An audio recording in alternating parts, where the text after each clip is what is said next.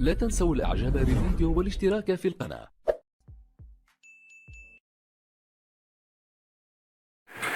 السلام عليكم ورحمة الله تعالى وبركاته. بالنسبة للدعم الاجتماعي للأسر، الفيديو اللي كنتحدثوا عليهم اليوم في هذه الحلقة هذه غنتحدثوا على بالنسبة للدعم شحال غيكون جا في الشهر.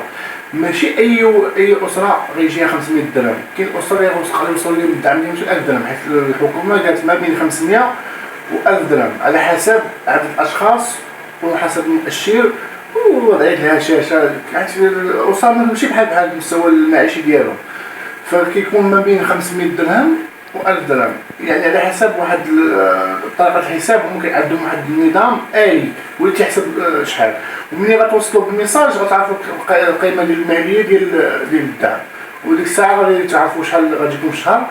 ولا كان شي سؤال ولا شي حاجة خليو لي في الكومونتير، وما تنساوش لايك والاشتراك في القناة. والسلام عليكم ورحمة الله تعالى وبركاته. لا تنسوا الاعجاب بالفيديو والاشتراك في القناة.